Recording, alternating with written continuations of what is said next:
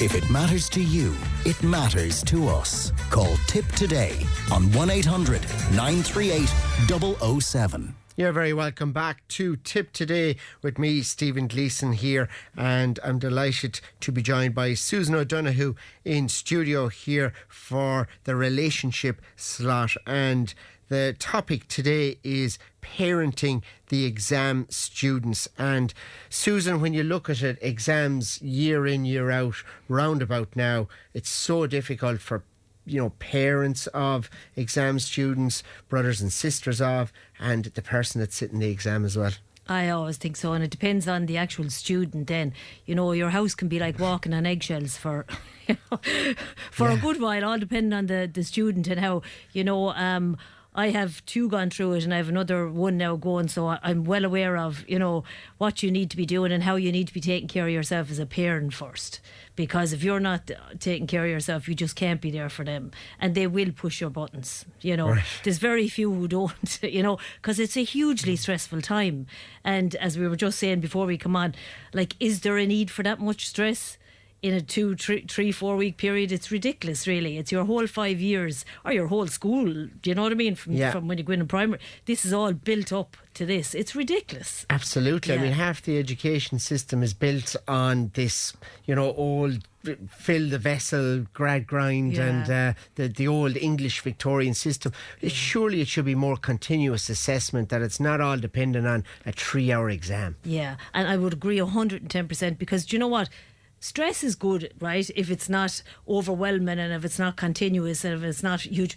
We all need a bit of stress in our life to give us a bit of oomph, right? To get us over. And it's great to have something that, you can look and say, well, I'll get this done. And it's a bit of achievement in it.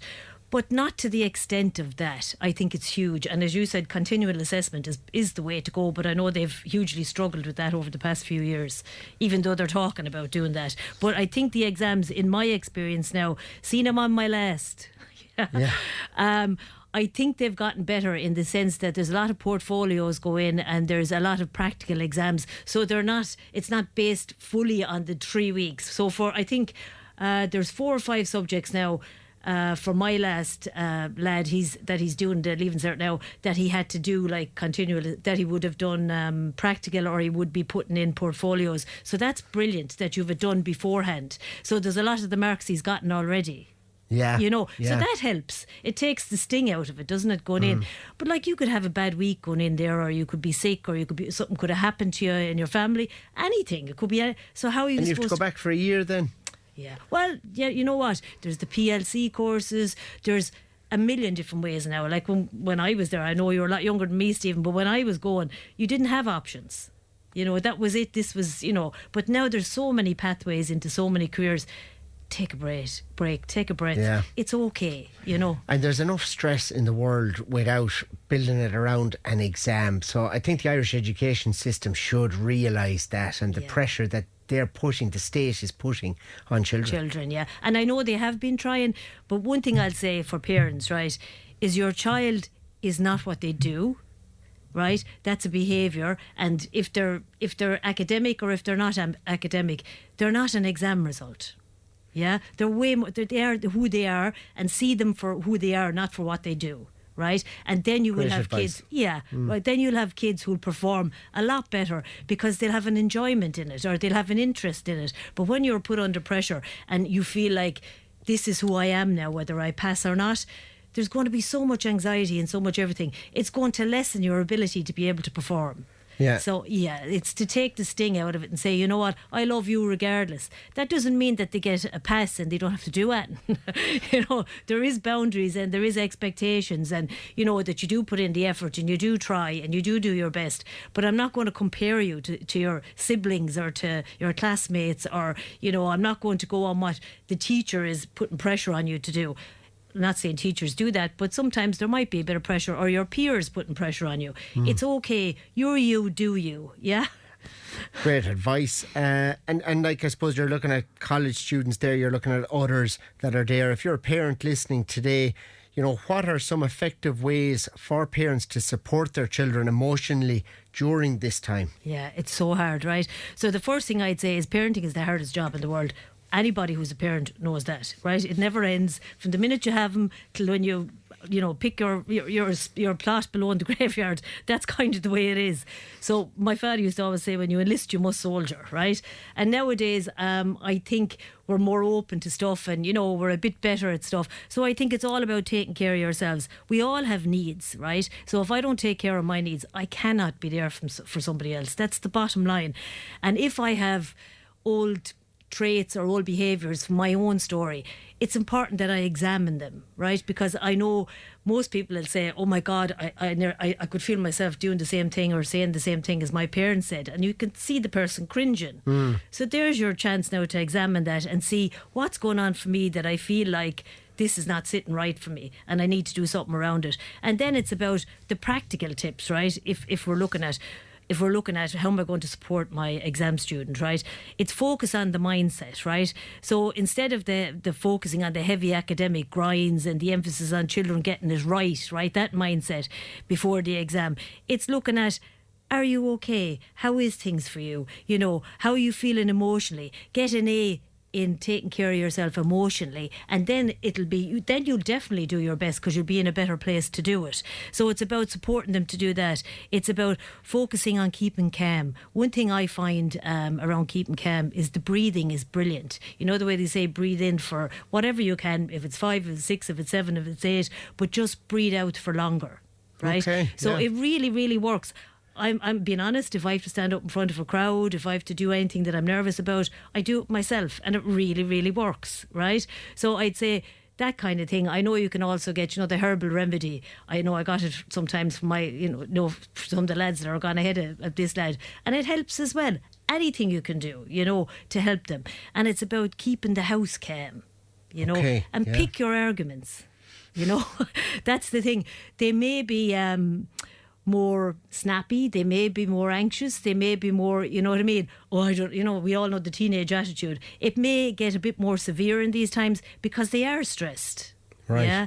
And all behaviour makes sense. So if you notice that their behaviour is getting more severe, there's something going on for them. They're not just doing it because because for no reason. All behaviour makes sense. Just keep an eye on them, right?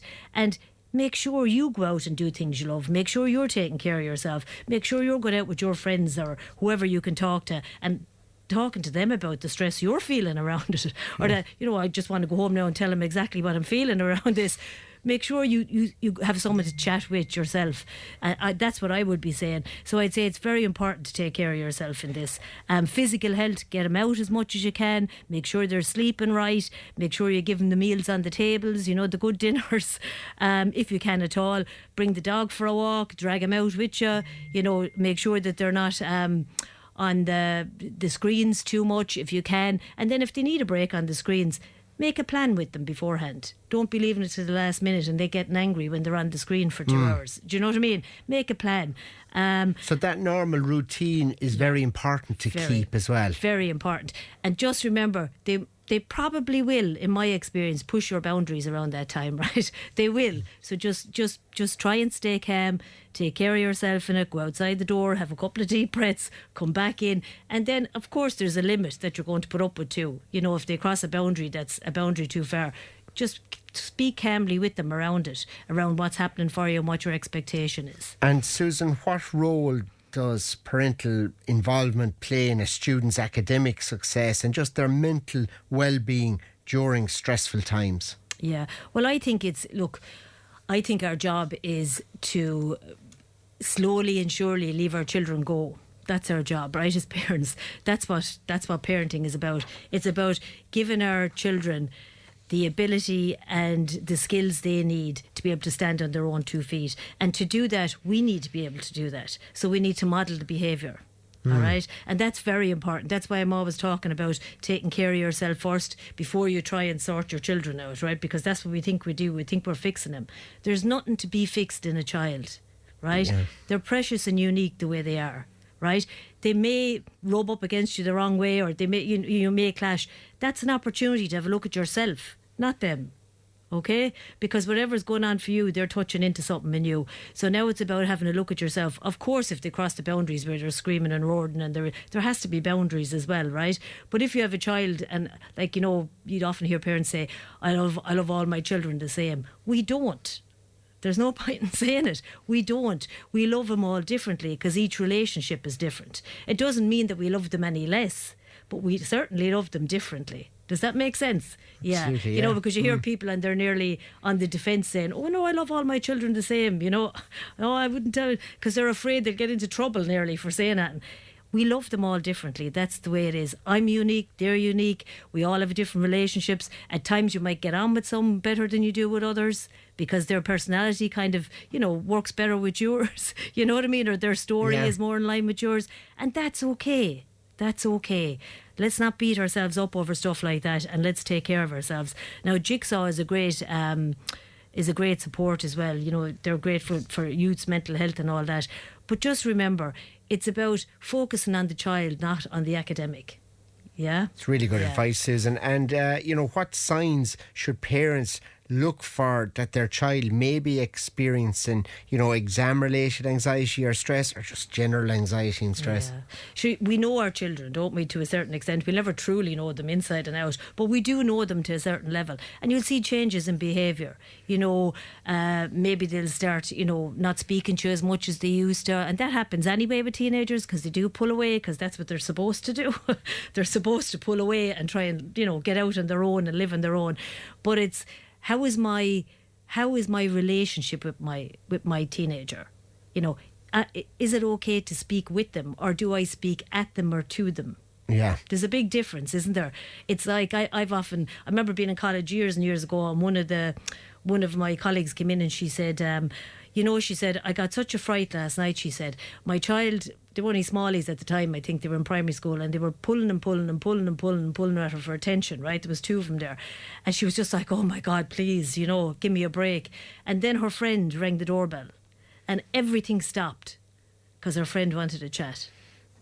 And she really recognised it, I suppose, because of the course she was doing as well. And she said, I just thought to myself, how is it that I didn't have that space for my kids, but I had it for somebody who was my friend?